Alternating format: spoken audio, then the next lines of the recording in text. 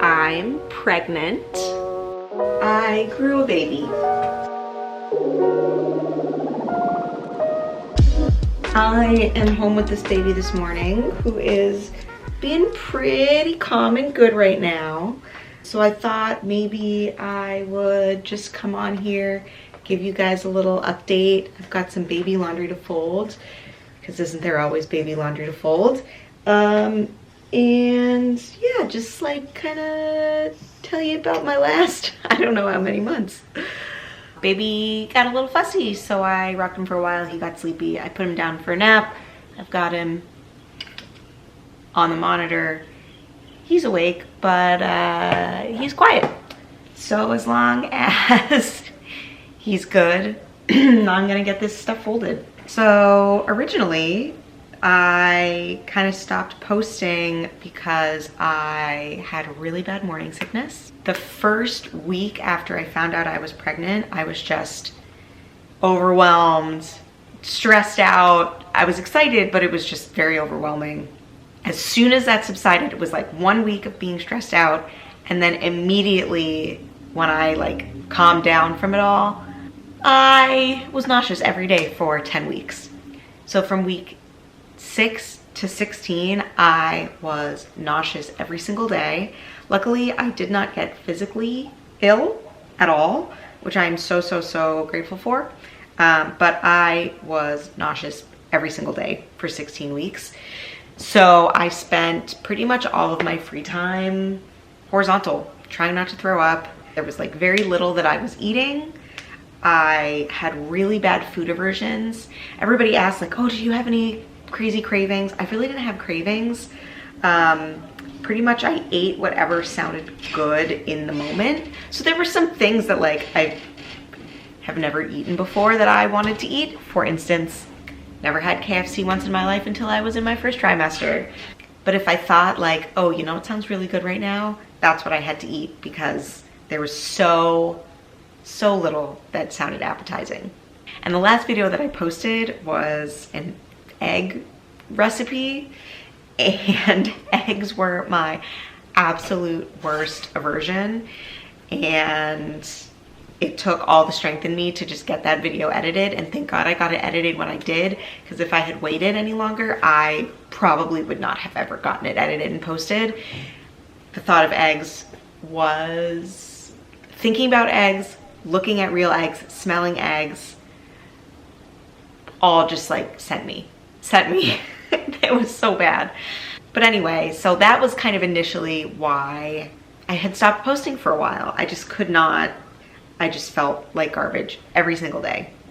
And then as things got a little bit easier with my pregnancy, I was busy with work and I was still really tired. So again, like a lot of my free time was just spent on the sofa or in bed. I don't know how people do it with another child, like with a toddler at home. I was wiped out, like every single day wiped out. And even the days where I was like, wow, I kind of felt good today. Not anywhere near what a feeling good day would have been before pregnancy.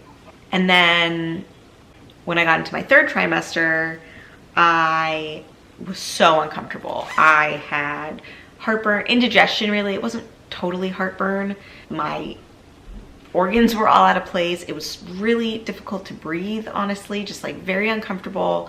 And I was so just miserable. I had some sciatic pain. I had some round ligament pain. I just got by. I was not doing that much to stay fit and active and healthy, but I was doing everything that I could do. I didn't gain much weight during my pregnancy, which, you know, I gained enough. I was totally healthy, but I didn't look that big. Baby, one sec. We're back.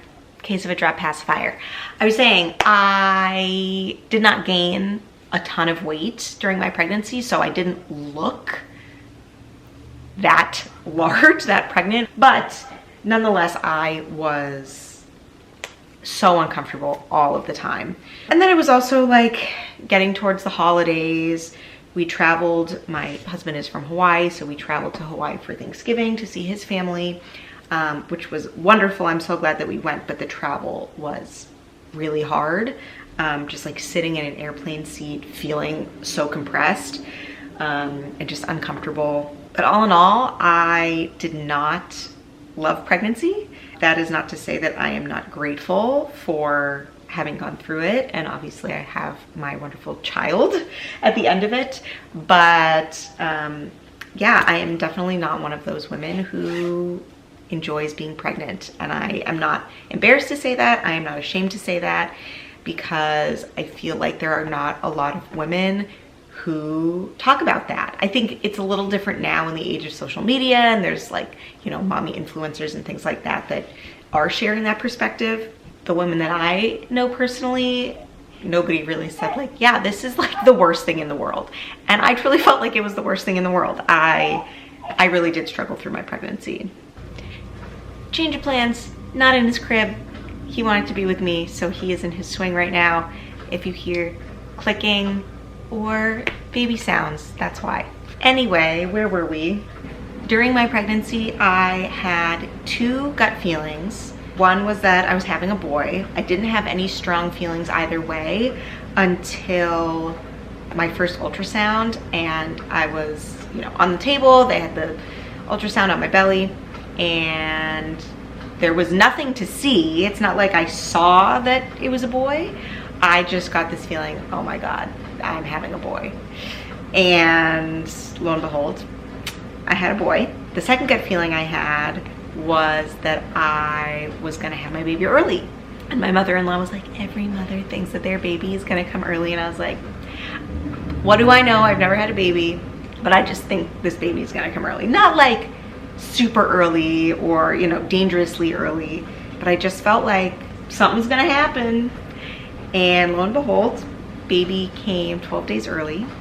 He was supposed to be born in January. He was born in December.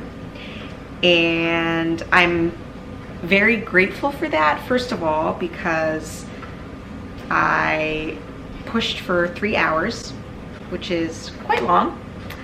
And I don't know what I would have done if he baked for another 12 days. I really do think that there probably would have been some sort of intervention if that was the case. I don't know, if C-section or a vacuum or something, but I cannot imagine pushing out a bigger baby. And he wasn't even big. He was just over 7 pounds, not even 7 pounds, 1 ounce. It was the most exhausting thing I have ever done in my life. I did have an epidural, very glad for that. But yeah, it was hard. My postpartum experience has definitely been up and down. I mean, this is quite literally the hardest thing I've done in my life. Wouldn't change it for the world, but yeah, it's like emotionally it's been very challenging. Another reason I'm grateful that he came early is because my husband had more time off of work. Actually, he works for himself, so he can essentially take off whenever he wants, but he doesn't have benefits. He doesn't get paid if he's not working. He doesn't have any leave per se, parental leave. So originally we were planning on having about 2.5 weeks together from the time that the baby was due until he was gonna go back to work.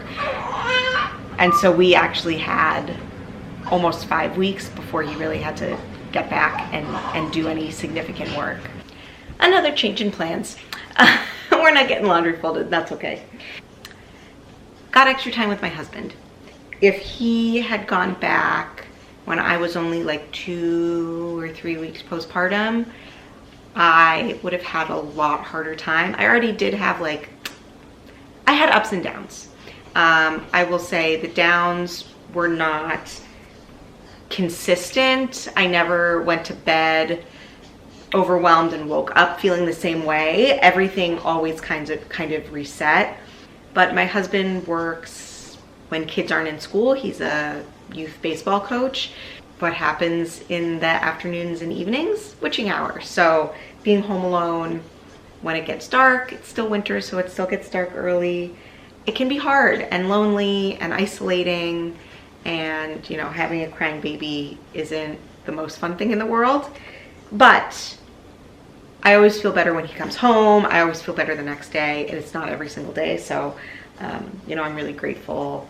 Even though it hasn't been the easiest, I don't feel like I have been hit the hardest, which is always something to be grateful for.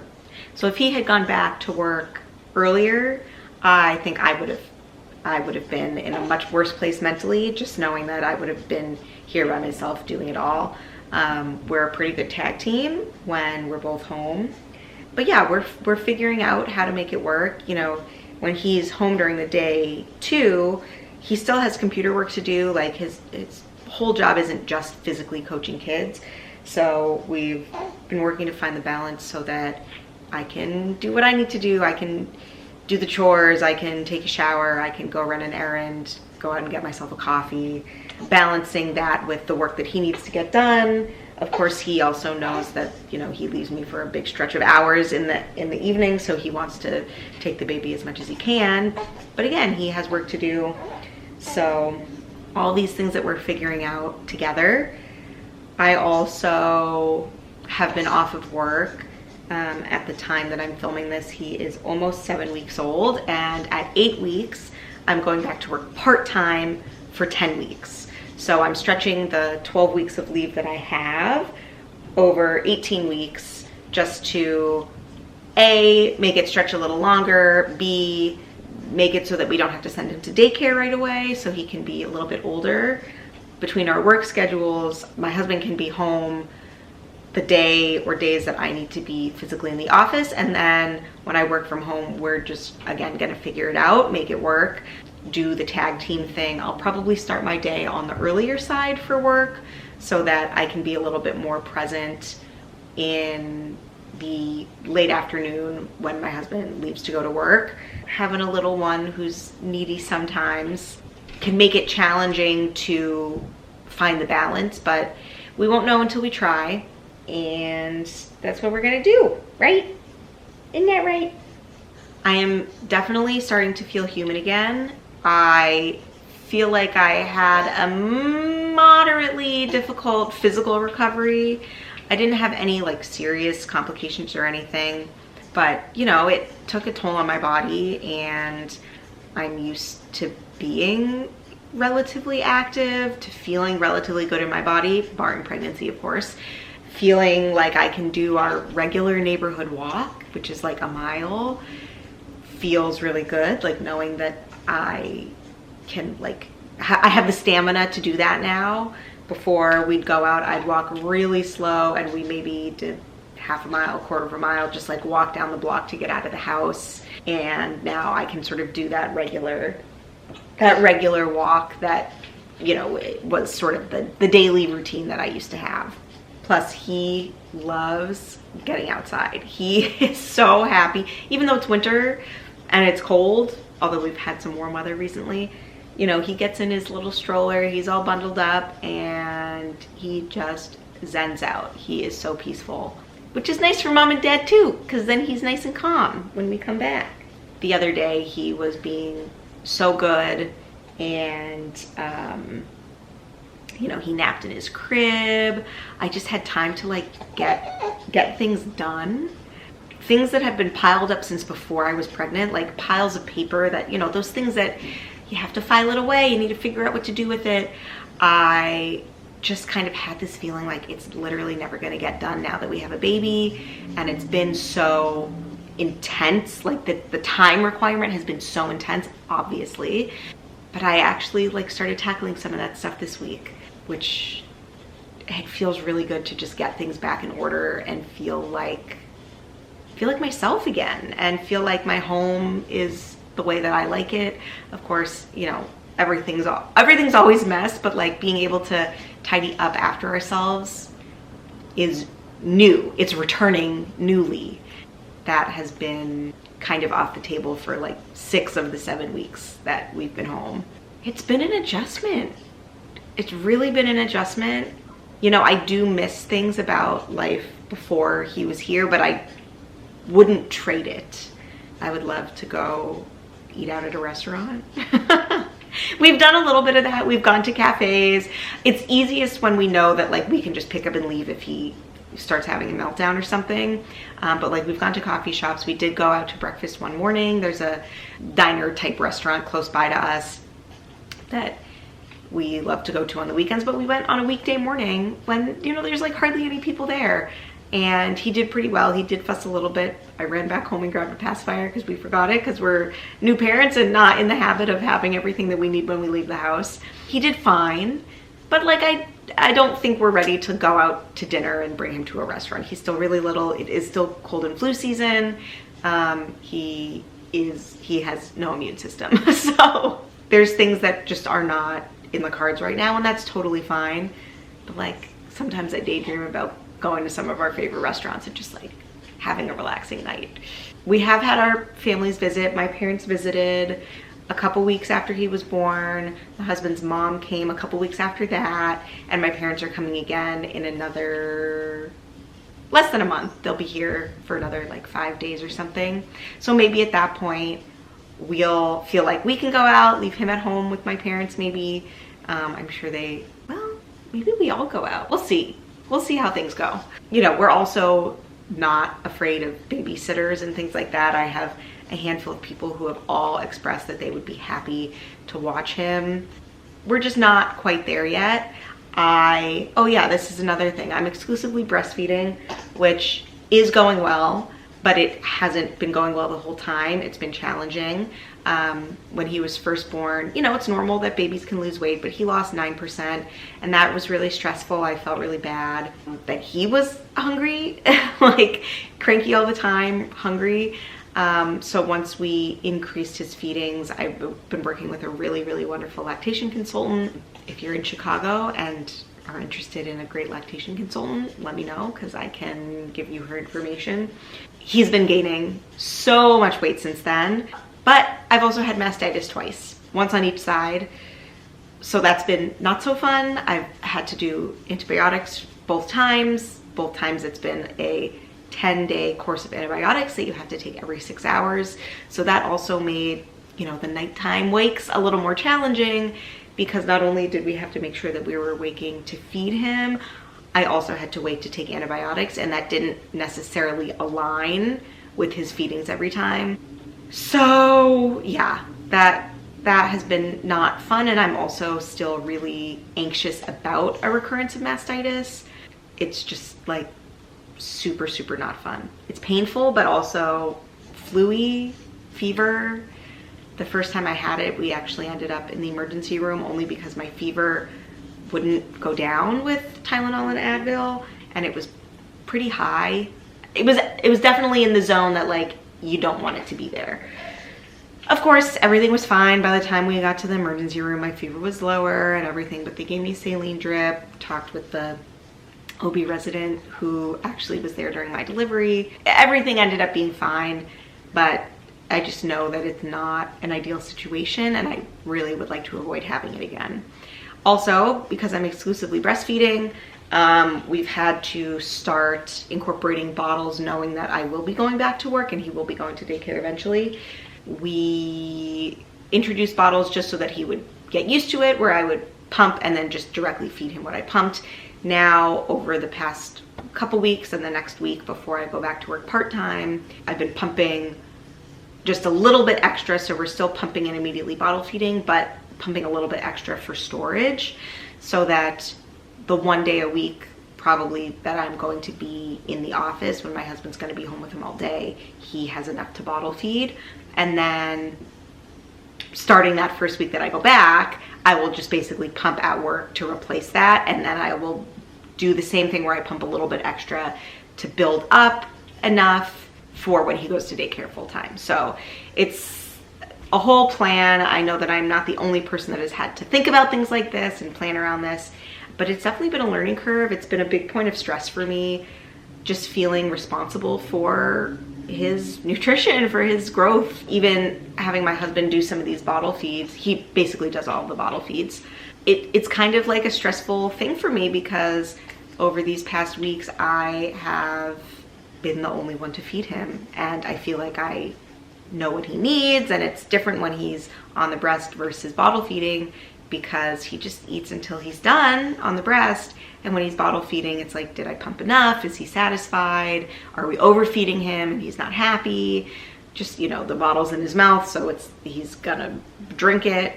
All of those pieces come into play, and ultimately he's fine. He's gaining happily, he's doing really well. But it's stressful for me as a mom.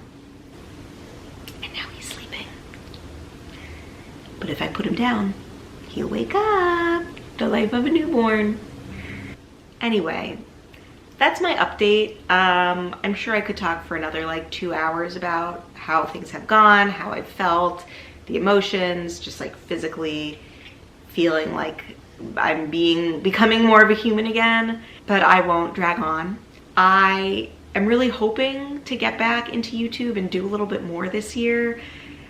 Of course, I don't know how that's gonna go. We've got a new one at home. I'm going back to work.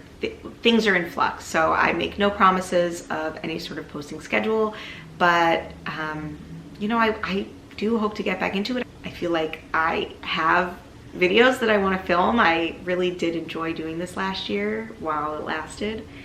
I hope I'll be around. If you watch my videos, make sure that you subscribe, because I won't be posting on a regular schedule, so the only way you'll know if I'm posting is if you get that notification. So yeah, that's all I got. I'm gonna see if I can do something with this baby and fold the rest of this laundry. Thanks for sticking around, going all these months without hearing from me. I hope I'll be back, and I'm glad to be back right now.